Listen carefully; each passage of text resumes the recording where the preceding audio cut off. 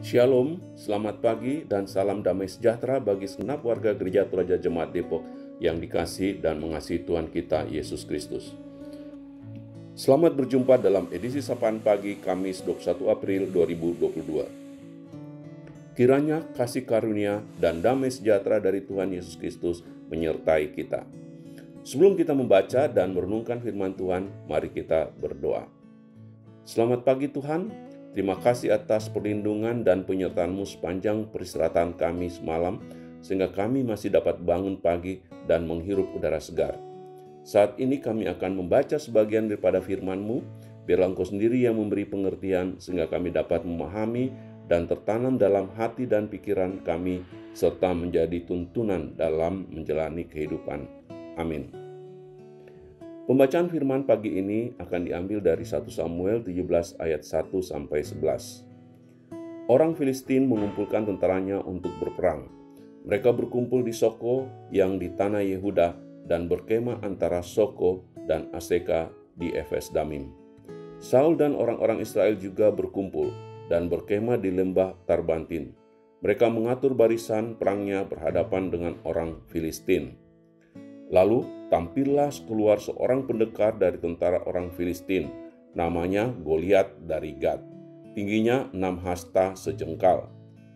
Pula kata orang Filistin itu, "Aku menantang hari ini barisan Israel. Berikanlah kepadaku seorang supaya kami berperang seorang lawan seorang." Ketika Saul dan segenap orang Israel mendengar perkataan orang Filistin itu, maka cemaslah hati mereka dan sangat ketakutan. Tema rehat hari ini, Goliat kita. Pernahkah Anda bertemu dengan Goliat? Goliat adalah seorang pendekar dari tentara Filistin yang berasal dari Gat. Perawakannya seperti raksasa. Ia memakai ketopong tembaga di kepalanya, baju sirah yang bersisik, memakai penutup kaki dari tembaga, dan ia memanggul lembing dari tembaga. Ayat 4-6. Dari penampilannya ini dapat kita tahu bahwa Goliat adalah seorang prajurit yang sangat menakutkan dan mematikan. Akibatnya, Saul dan segenap orang Israel menjadi cemas dan takut. Ayat 11. Di dalam kehidupan kita, seringkali berhadapan dengan Goliat yang membuat kita cemas dan takut. Goliat kita adalah berupa pergumulan, tantangan, cobaan yang sepertinya siap menghancurkan kita.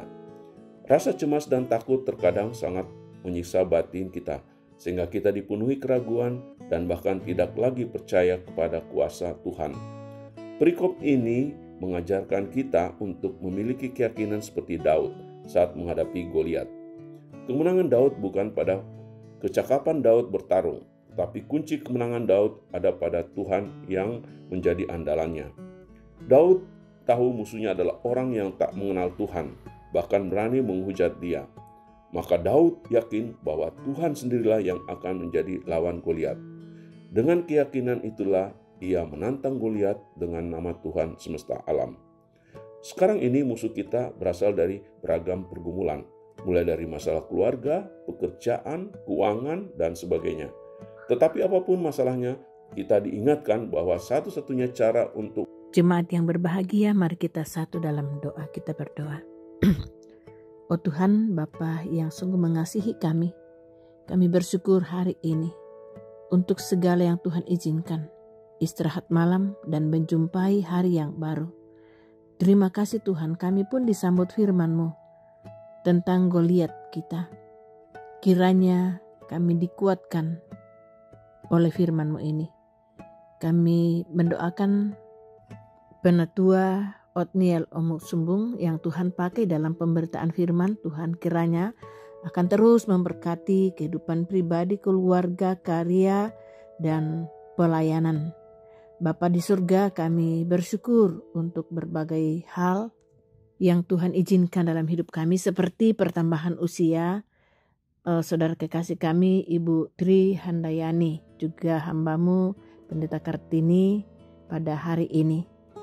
Tuhan kiranya membuat kami bersukacita dalam pertambahan usia, sekaligus menghitung-hitung hari hidup yang Tuhan berikan supaya kami beroleh hati yang bijaksana. Begitu juga jika ada yang merayakan ulang tahun pernikahan hari ini, kiranya mereka akan terus merasakan bahwa rumah tangga mereka terus dipelihara dan diberkati oleh Tuhan. Kami juga berdoa untuk beberapa anggota jemaat yang boleh dijumpai oleh keluarga dan anak-anak mereka yang selama ini jarang ketemu karena terbatasi oleh pandemi. Terima kasih Tuhan untuk kehadiran anak-anak keluarga.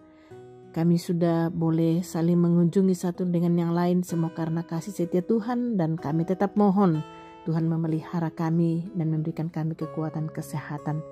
Untuk mereka yang Tuhan kuatkan, sehatkan, terima kasih Tuhan, dan kami terus berdoa untuk mereka yang masih sakit, semua warga jemaat dalam kelemahan tubuh, Tuhan memberkati.